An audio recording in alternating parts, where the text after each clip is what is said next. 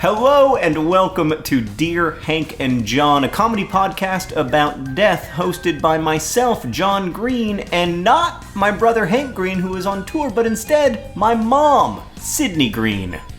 Hi there, John Green. Hi, how's it going? It's going pretty well. I'm great. sort of missing Hank, but it's good to see you. I also miss Hank, but I'm very glad to have you here as a guest. So the way it works in this podcast is we answer your questions, we provide you dubious advice, and we give you all the week's news from both AFC Wimbledon and this week not news from Mars, but instead a recipe. Yes, I'm very excited about the recipe. I am too, because I just ate it for dinner last night and I thought it was delicious. I know, it was delicious. Who knew? So how are you doing, Mom? I'm doing well. I'm glad to be here in Indiana. It's a beautiful summer, spring day. It's good to see the grandchildren. Yeah. Nice to see you. We're excited about the Indy 500. We're very excited about the Indy 500. I picked out my guys. Who are you? Do you even know their names? I do. Who are you guys? I have a personal love for Montoya just because of the Princess Bride The part. Inigo Montoya connection? Yes, exactly. And and if not him, I do like Simon just because he gave you such a hard time in the Grand Prix. When I drove the pace car at the Grand Prix of Indianapolis, Simon Pagenaud, with whom I am personally acquainted, kept riding my bumper. He kept, I don't know if he was just trying to warm up his tires or if he wasn't satisfied with the speed at which the pace car was being driven, but he kept roaring up right up to my bumper. No. It was frightening. I know. So I sort of kind of like the idea of him winning. So you like him. And then, you can't help but not like the pole guy. Oh, yeah, James Hinchcliffe. Yeah, James what a Hinchcliffe. story. He's an amazing guy, really great, a lovely person, very generous, does tons of work in the community here in Indianapolis. So, of course, when this podcast is being actually listened to, the Indianapolis 500 will be in the past. Yes. So it'll be know, interesting who we picked, if we picked correctly. Right. Well, let's hope that it's James Hinchcliffe. Yep. Juan Pablo Montoya. Yep. Or Simon Pagenaud. Yes. That's who you're rooting for. That's who I'm rooting for. Do you have similar or different? I have an IndyCar fantasy league, so I root for the drivers that ended up in my fantasy league, which this year means Takuma Sato, Jack Hawksworth, Ryan Hunter-Reay, and Elio Castroneves. But I have a personal affection for Scott Dixon, so I'll also be very happy if he wins. Yeah, he's a good guy too. Yeah. I know that's what people come to this podcast for, Mom. Yeah, I do too. Is Indy 500 analysis after the Indy 500 has occurred. That sounds perfect. It's a great podcast. So, Mom, before we get to listener questions, I'm just hoping you can comment on something that happened in a recent episode of Dear Hank and John, which is that my brother apologized for having destroyed Tuggle, the cookie jar, that, in fact, is not destroyed and is still living happily with you and Dad in Western North Carolina. That's correct. So tell us what actually happened. Well, what actually happened was Hank destroyed my last remnant of my college life. Oh, wow. So you had a cookie jar all the way from college. Yes, that what one of my boyfriends had made and it was his senior project, and he gave it to me. And Hank broke that. So I cried some just because that was the end of my college career. This is like the last remnant of college that you had. Yes, that was it. And then it broke. Yeah. Well, it's interesting that you mentioned that because I thought we might start with a question about adulthood and what adulthood means. I'm going to be reading all the questions because I have the computer. Oh, wait, Mom, I forgot about the short poem. You did? I was wondering. All right. I'm very excited about this. I do have a short poem. You'll never guess what it's about. Death? It's about death. You're correct. This is a beautiful short poem by Langston Hughes, one of the all-time best short poets in my opinion. This poem is actually just called Poem. I loved my friend. He went away from me. There's nothing more to say. The poem ends soft as it began. I loved my friend. Oh. It might not be about death. It might just be about a friend breakup, but it's very sad, isn't it? It is very sad. I love the poem ends soft as it began. I do too. Oh, he's good. He's good. Maybe you'll keep that one for my funeral. Oh, goodness gracious. Must I? Must we go there? Well, I don't know. It's a podcast about death. Now people are seeing where I got the obsession from. Okay, all right, so we are going to try to answer this question about so-called proper adulthood. This question comes from Jade, who asks, Dear John and Hank, a few times in the podcast you have referred to proper adults trademark, and I'm curious, how do you define adult? I'm assuming that adulthood is a scale, perhaps weighing age and experience, not a binary. Do you agree? Am I, a 25-year-old woman with an office job, a 401k, and great workplace benefits, more adult than my identical twin sister, who is a second-year law student? Does it matter that I'm a minute older? What do you think, Mom? Well, I'm still candidly thinking about the fact that my adulthood started when you guys broke my cookie jar. So the answer, I think, Mom's answer is that adulthood begins when the last memory of your college boyfriend is destroyed by your children. Yeah, there's something to that, isn't it? Yeah. Or I feel like both you and your sister probably are right there in adulthood. Yeah, I think you're just making the transition. In my opinion, it's a long transition, and it ends when you can no longer plausibly say that you are not an adult. I think that's true. Yeah. And there just comes a day when you look up and you realize that you are definitely not an adult. Yeah. And therefore, you must be an adult. Yes. Have you reached that stage?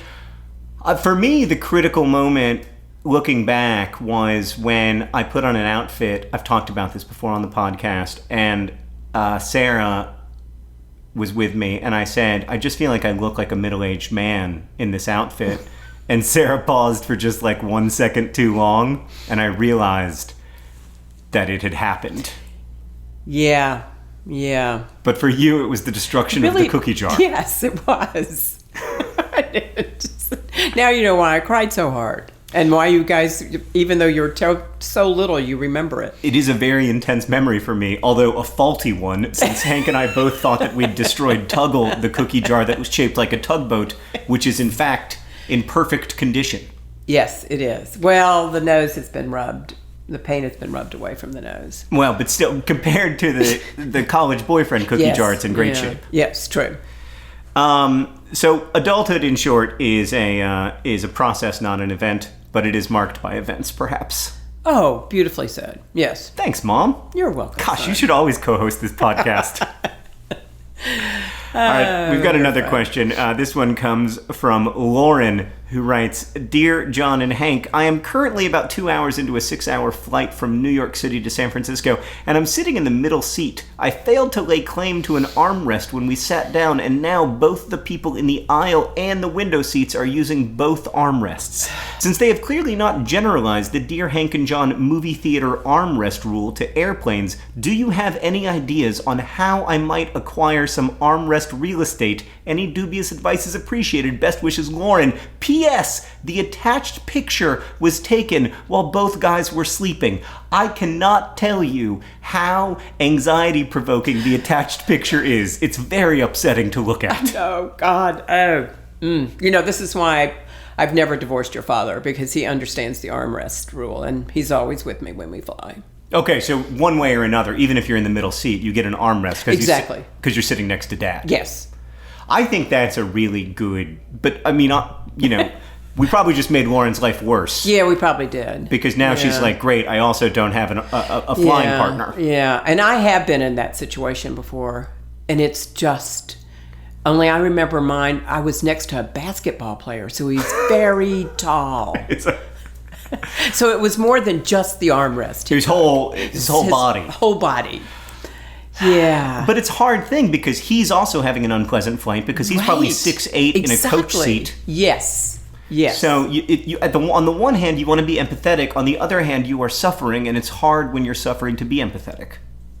Yes. So what would you do in this situation? Well, I actually would kind of look at both and look for the more empathetic one and lean over and ask him for the armrest. Oh, you'd ask. See, what I would do... Or sometimes... I would put my arm down... A gentle nudge. If there's like 1/8 of an inch of the armrest available for my arm, I will put that arm down, and I won't make physical contact with the person, but my arm hair will make physical contact with his arm hair.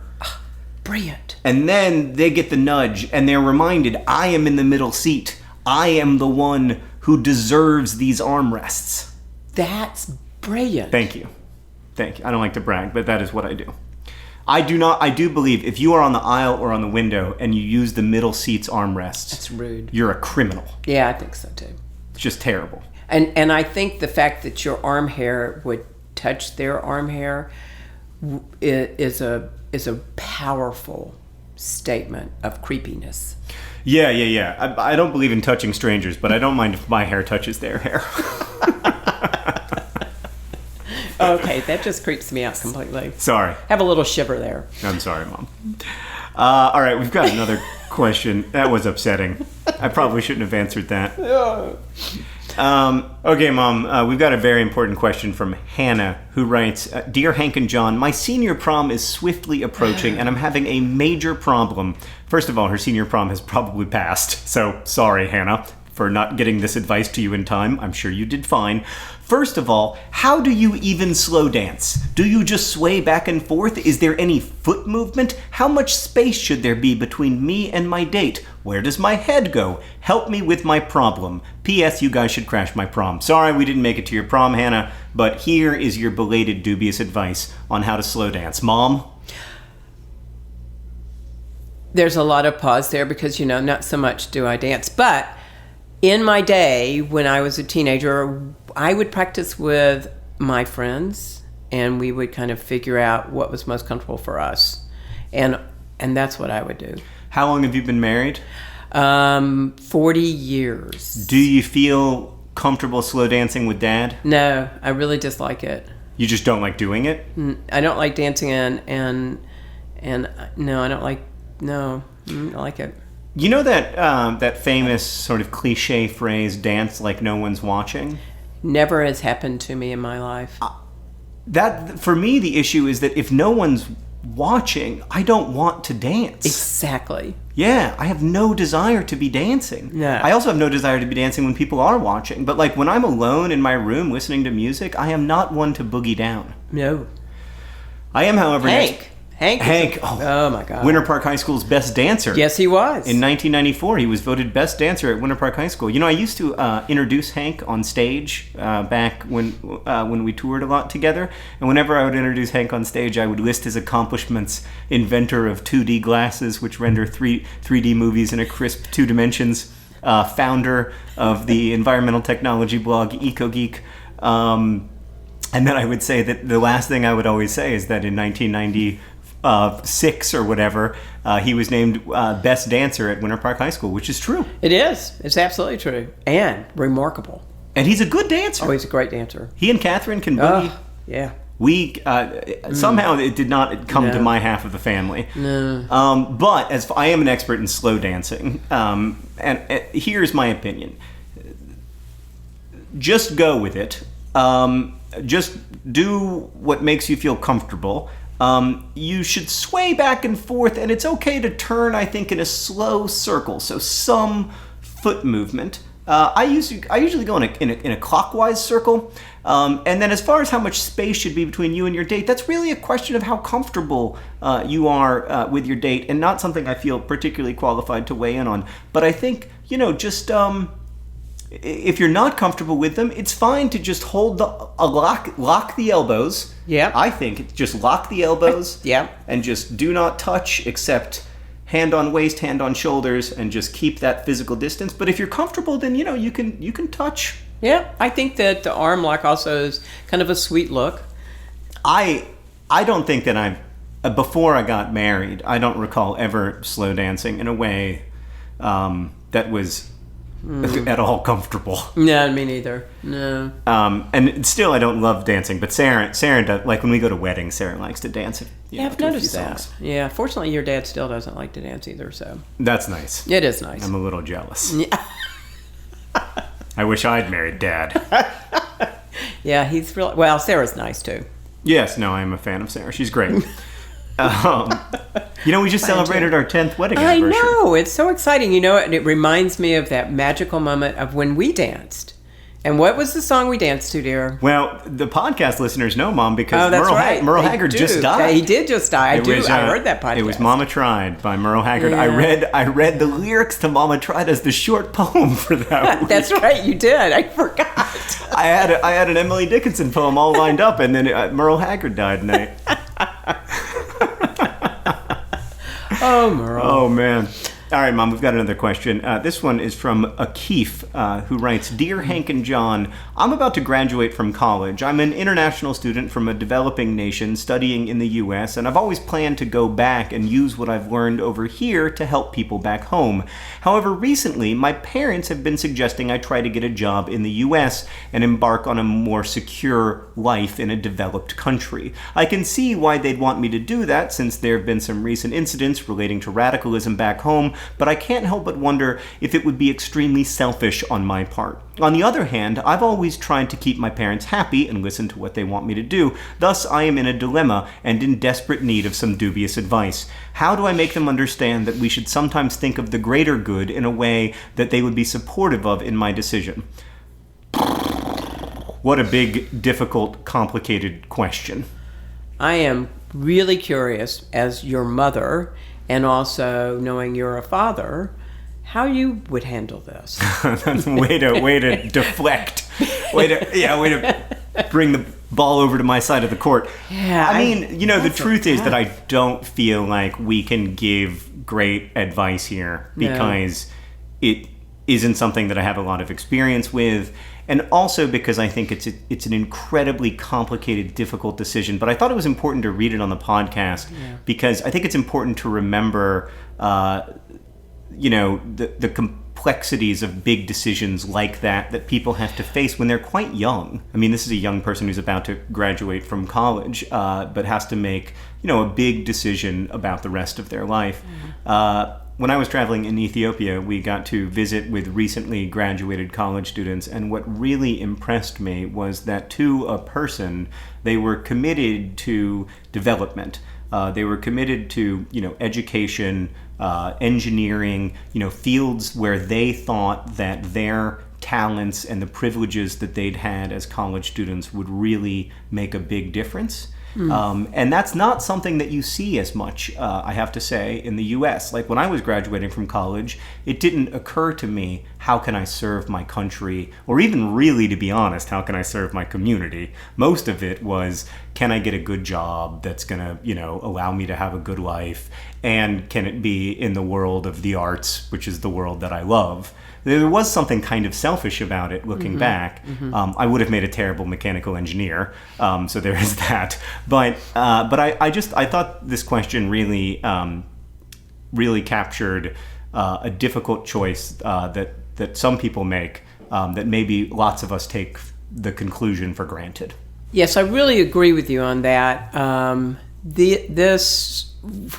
When you live in such a world of privilege, like you and I ultimately do, it's almost impossible to visualize, and certainly it's impossible to give advice on such a very difficult, except to say this is a time for you and your family to really join together in love and in honest, hard discussion. I think that's really true. Somebody told me once that my privileges were like oxygen, and that's very true. It is very difficult to be aware of one's privileges. I mean, we all, have them to one degree or another, but it becomes almost impossible to imagine other people's lives. It's work, and if you don't do that work, it's extremely easy to assume that your life is normal. Exactly. All right, Mom, a somewhat less complicated question. Oh, good. But I'll be interested to see if this divides us. Okay. This question is from Jones, who writes, Dear Hank and John, what is the proper phrase? Slice of pizza or piece of pizza?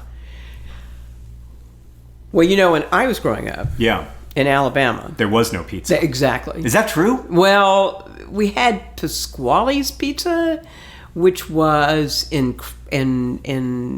Crestline. Wait, so you're telling me that when you were a child there was one pizza place? And yes, and mostly your grandmother would roll out Bisquick and put some tomato sauce with cheese on it and call it done. So I don't think, and that actually, then I had real pizza and I went, Billy Grace really actually did not know how to make pizza. She was a wonderful woman. She was not an expert pizza chef. No, she was not that. So, what do we say? I think, can I have a piece of pizza? So you would say piece of pizza? Yeah, I think that's what I say. I also say piece of pizza, probably because that's what I grew up saying. Probably. But also because I really like the alliteration of it. It's sort of like saying pizza. Yes. And I find that enjoyable. Okay. But I know lots of, like in New York, for instance, they refer to slices. Yes. There's always like, can I have a slice? And you go to a pizza place and they give you a slice for $2 or whatever. Probably $3. Yeah, probably. Maybe $5. I'm always fascinated with the cultural differences in describing things, like those things on the stove, the little round things. Mm-hmm. How do you say that? I do not refer to those things. I don't have a word for them. I would love to have a word. Yes, Give me one. No. The grill? No, that turns red, cooks the food. It's called stovetop. No. I've never known what to call them. The grill, the stovetop, the burners. The burners. I say burners. Yes, and you know what my mother always said? What? Billy Grace always called them the eye of the stove. Because they look like eyes. That's beautiful. Yeah. I think we should start calling it the eye of the stove. We should bring that back. Okay. The other regionalism I think about a lot is that I don't know if this was true for you when you were a kid in the South, but when I was a kid, when somebody asked me what I wanted to drink, I said a Coke, and then they said what kind, and then I said a Sprite. Like Coke was the word for soda. For soda. Yeah. Oh, yeah. Well, yes.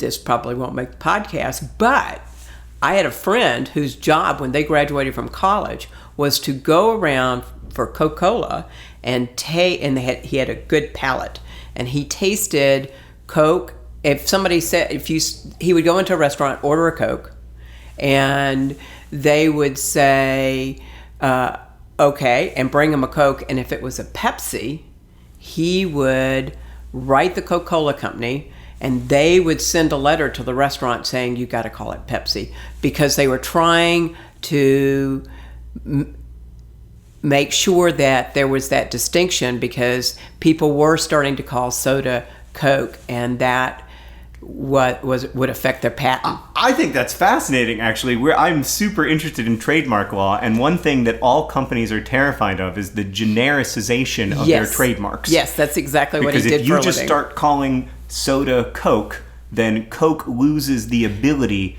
to be the only thing called Coke. Yes. That's why when we talk about Googling, people at Google always talk about search.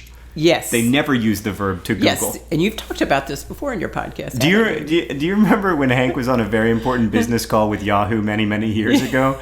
And they were like, so I don't know how familiar you are with everybody on the call. And Hank said, I Googled all of you. And then immediately afterwards, this voice comes over and she said, we call it Yahooing. Just such a ludicrous verb. I Yahooed you. Yeah, no, don't worry. That's almost like a poem. I know Yahooed you. I know your full resume. I Yahooed you. Now we're going to go completely off track. Okay. Because I'm going to tell the story of Sarah. On one of our first dates. Sarah grew up in the South, but she has northern family. Yes. So she has a very interesting accent. She always wanted to sound generically American and not Southern, but she grew up around Southern people, and it's made her a lot of times she still a lot of times puts the emphasis on the first syllable, no matter what, like insurance or umbrella or garage or whatever. Yeah. But she doesn't have an accent. She just does that one trick. Yes. And so on one of our first dates, she said something about. But she's conscious of it, so she's always trying to like work against it. So she said something about Yahoo Mail, and I was like, "What?" And she said, Yahoo, the company. And you just wanted to go back, Yahoo. Yeah, I was like, I don't know where you got that from, man. That's super weird. Oh, Sarah. Oh man. All right. Okay, Mom, let's answer a few more questions from our listeners before we get to the exciting news from AFC Wimbledon and your excellent recipe.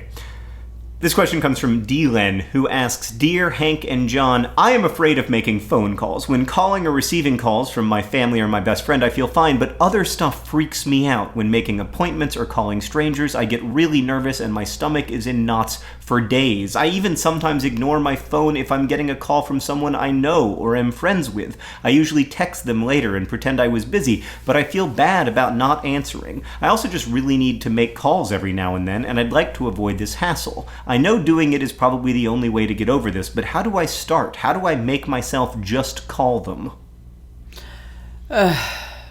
Well, I think, as you know, John, this is probably one of my biggest issues with anxiety, and I'm terrible at this.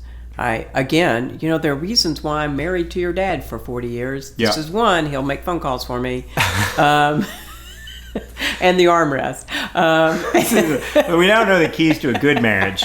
You need one person who can make phone calls, and you need to have an agreement that whoever's in the middle seat gets the armrest. Yeah, yes, and then the rest will all fall in place. That's terrible advice. Isn't this supposed to be dubious advice? Extremely dubious. Okay, fine. Oh, answer these two questions, and I will marry you. Yeah, no, please don't make a decision based on those. So I really struggle with this. I still really struggle with this. And one of the tricks that I do, because I really do get anxious about phone calls, is there are times in the day when I feel stronger, like between 10 and 1 o'clock are my strongest times emotionally and mentally. And so I will postpone those phone calls, but I'll write them down, and then I will call between 10 and 1, and I get the great joy of putting a line through the name. And that's just that's my trick. And the other is, now that I'm 64, I give but you can't do this. This is really dubious advice. You have to wait till you're 64. I give myself permission to tell people that I'm sorry that I don't return their phone call, and then communicate through text. That's really not that healthy of a strategy. Well, I mean, maybe it is. You do whatever you need to do. I also feel somewhat anxious about having phone calls with strangers. I feel it much less now than I used to. My anxiety has found other ports of call. I'm still stuck on phone calls. But I have to say, when I hired Rosianna, my amazing, brilliant production partner, the first question I asked her is, do you mind calling strangers? And she said, no, I like calling strangers. And that was not a lie. It is an amazing... That is amazing. To me, it's like she has a superpower. Yeah. So, like, if I'm incredibly lucky that if I feel anxious about something, like about a phone call, that I have someone who will make the phone call, essentially make it for me. Rosie is your dad. Yeah. Yeah. I don't know. I give her. Yes, I guess so. But so, like my mother, I have an anxiety disorder. I have, like, for instance, an incredibly hard time mailing things. It's very easy for me to put the thing in the envelope. It's very easy for me to seal the envelope, to put the stamp on it, to write the correct name, the return address, etc. The part that is difficult is the part where I walk to the mailbox, I put the item in the mailbox, and I lift that little flag that lets the mail carrier know that I wish to send a letter. I recognize that this is ludicrous, right? That, like, people can do this. Lots of people do it. It isn't physically taxing. And I feel the same way about phone calls in a lot of ways. Like, it's easy to minimize it because lots of people can do it, because it's ostensibly very easy to do, etc. Except that it doesn't matter that it's easy for other people to do it. It doesn't matter that it's supposedly not hard. It is hard. Like, it's very hard for you, and you are living inside of the only consciousness that you can live inside of. So if I treat it as a thing that's hard, that I am going to do, and that after I finish this hard thing, I will be proud of myself myself in the way that I am proud of myself when I do hard things, it somehow becomes easier. Like, I build up sort of rituals around it. I make it, I take it into tiny little steps. You know, there's the step of dialing. There's the step of hitting the call button. For me, there's the step of picking up the letter and walking it out of the house. And then there's the step where I open up the mailbox. And then there's the step where I put it in, the step where I close the mailbox, where I raise the flag, where I walk back feeling this immense joy because I have done this thing that for me is genuinely difficult. And so I think for me, like that helps. But I think different things help different people. Yep. Mom, it is almost time for us to move on to the very exciting new segment where you tell us how to use Dr. Pepper to make pork chops. Is that what we're making? No, we're making pork tenderloin. Pork tenderloin. I apologize. Not only do I not know what the eye of the stove is called, I don't even know what a pork tenderloin is, apparently. But you liked it. I loved it. No, yeah. I grew up eating pork tenderloin. I know it. I know about it. Anyway, we have a couple of responses from previous podcasts that are very important, in addition to the fact that Tuggle is not dead. Yay. We have a couple other updates. This from Skip. But my college life was. I know, your college life is dead. I'm sorry, Mom. Okay, sorry. This update is from Skip, who writes, Dear Hank and John, in your most recent podcast, you mentioned the Yellowstone supervolcano and how John would like to move to Australia in the case of an imminent eruption. I would just like to point out that the world's most active caldera supervolcano is located in Tasmania. There is no escape. Oh, God, there isn't. No. Oh, I'm sorry. Well, the good news, Mom, is that when the supervolcano comes, it will be an exceptionally slow death. Because really we'll end up like all dying of like starvation because the cloud of ash will make it so there is no sunshine and therefore no crops. Boy, I'm excited about that possibility. So we'll be desperate. Yes. We'll be terrified. Yes. There will be no internet. Yes. And then everything will end. Okay, then. Thanks. You're welcome. Thanks for joining me on the podcast today. And now I'm going back into therapy. Yeah. We have one more update. This one is from Cansey, who writes, in reply to John's thoughts on writing his next novel completely in emojis. Mom, do you know what an emoji is? I do know. All right. There's those little things that they're supposed to mean things. Like, do you have a favorite emoji? Do you use them? I do. I really and truly hate all the smiley faces one, just on general principle, because they're yellow and I don't like the color yellow. You can actually change their colors now, but go on. Okay, well that might make me feel better. I like the snake one.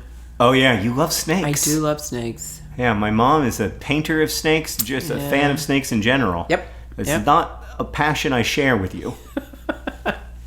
So few do. I did come across, I was kayaking yesterday, and I came across a small water snake that was perhaps 6 inches long. And I thought of at least trying to photograph it for Henry, but then I became very anxious, so I didn't. Do you remember the time that the snake ate your fish at the cabin? I do. Yeah, that was very upsetting. We had this amazing fishing day. Yes, incredible. Like the best fishing day ever.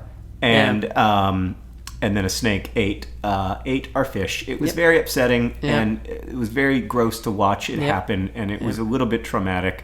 So my two main memories from childhood, breaking your cookie jar and the snake eating the fish. All right, anyway. This is such visuals. This is from Cansey, who writes, in reply to John's thoughts on writing his next novel completely in emojis, I wanted to share that there is already a book by the artist Zhu Bing that does exactly that. It's called From Point to Point, and it is a 112-page novel about the everyday life of an office worker. If you Google it, you can find images of the pages. It's surprisingly comprehensible. Not really a question. Really? Just love the podcast. Wow. Isn't that cool? That's very cool. We have to look that up. Well, I did Google some images of it. We'll try to put them on the Patreon, and let me show. I can show you what it looks like, Mom, and then we can show people on the podcast. But it is kind of readable. It looks like this. See, isn't that cool? Oh, that is very cool. Yeah. So it's like it is just a novel in emojis, which I do think. By the way, I think is completely legitimate. I know that lots of people. Totally. Yeah, I think if you can use. There's all kinds of different ways to use language, and language isn't just made of letters. That's absolutely true. Okay, so it's now time to talk about the news from AFC Wimbledon. I'm so excited. But first, What is your recipe? Oh, my recipe. Well, it's important to know that where this recipe comes from. Okay. Because it comes from Gracie. Right, my cousin Grace. Yes. And we love the Gracie, as we all like to say. So Gracie's boyfriend, Trace Barnard, he's a chef in New Orleans. He owns a restaurant called We Got Soul. And I noticed on his menu that he prints weekly that he had a pork tenderloin that was marinated in your favorite soda. Mm-hmm. Dr. Pepper. Dr. Pepper. Well, it must be said. I don't no. love Dr. Pepper. I feel like it's a little too rich for my palate. Yes. But Diet Dr. Pepper, not as good of a marinade. No, but you have to have that richness for a good marinade. So you have to use the straight stuff. All right. So it's pork tenderloin. Yep. Marinated in Dr. Pepper and brown sugar and crushed red pepper and a vanilla bean and bay leaves, and you cook it, which is kind of fun to cook Dr. Pepper. It bubbles a lot, and reduce it by half, cool it off, put the pork in there, let it marinate for at least 8 hours, and then grill it, and it's fantastic. I have to say, I was deeply impressed. Oh, I was too. Trace, he's a good chef. I had low expectations, but I was very, very impressed. Today's podcast. Oh, it's brought to you by Yeah. Dr. Pepper. Not only good for your taste, but good for your soul. Oh, there we go. That's a nice advertisement for Trace's restaurant. And today's podcast is also brought to you by The Middle Seat. The Middle Seat. You have the right to both armrests. And do it via touching arm hair. If necessary. Whatever it takes. And this podcast is brought to you by The End of College. The End of College. It doesn't really end until you lose your cookie jar. And lastly, this podcast is brought to you by a super volcano set to erupt at any moment in Tasmania or possibly the United States. We have essentially no way of knowing. Or if we do have a way of knowing, we don't have a science person on the podcast right now to tell us that we should be calm about this, so we're going to panic. Okay, that sounds like a good strategy for the two of us. All right, Mom. The news from AFC Wimbledon is that as this podcast is aired, I will be in London with Rosianna and your husband, my dad, and a few other people from here in Indianapolis at Wembley Stadium, a 90,000 seat stadium, where AFC Wimbledon will be playing in the playoff final for all the marbles. Right now, as I'm talking, AFC Wimbledon has a 50% chance of having a 100% chance of becoming a third-tier English soccer team next year. The game it's incredibly exciting. It's almost impossible to contextualize how unlikely this is. For instance, AFC Wimbledon has the smallest stadium in League Two, the league they're currently in. Really? Yeah, Kings Meadow is the smallest stadium in League Two, and yet somehow they have found their way one victory against Plymouth Argyle from then having the smallest stadium in League One. I'm really, really excited. I mean, obviously, I desperately hope that AFC Wimbledon win the game. If you see me at Wembley, please feel free to say hi. It would be great to be able to meet you. Thanks to I know lots of Dear Hank and John listeners are going to the game at Wembley, which is so cool. Oh, that's cool. Thank you for getting on board with my eccentric passion for this football club. But I talked to in the last couple of days. I've talked to both the founding commercial director of the club and the CEO, and they're so excited. They're so excited to be Nerdfighteria's club. They're so excited to be playing at Wembley. And I'm looking forward to having a great day out, no matter what happens, because it is already wonderful to have made it to Wembley. Mm-hmm. It's a massive, massive deal for the club, both in terms of, coverage and financially and everything. But obviously, it will be an especially great day out if the improbable happens and Wimbledon go up. It would just be absolutely magical.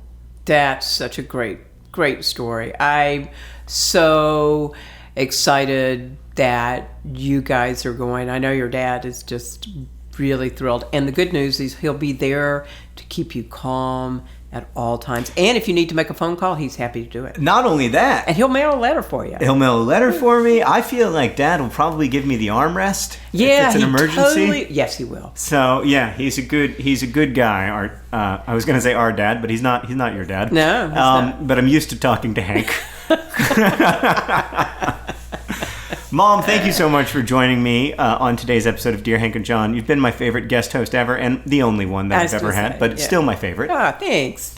And thanks to everybody for listening. We really appreciate it. Today's podcast is edited by Nicholas Jenkins. Our intern is Claudia Morales. Rosiana Hals-Rojas helps us out with questions. If you want to ask us a question, you can email us at hankandjohn@gmail.com or use the hashtag on Twitter, Dear Hank and John. If you want to ask my mom a question, you can do that as well. You can just use the same hashtag and I'll have her look for it. But thanks again for listening. Our theme music is by Gunnarolla. I always forget our theme music is by Gunnarolla. You can follow us on Twitter. I am at John Green. Hank is at Hank Green. Mom, what's your Twitter? You don't really remember? I don't. Hold on, I'll look it up for you.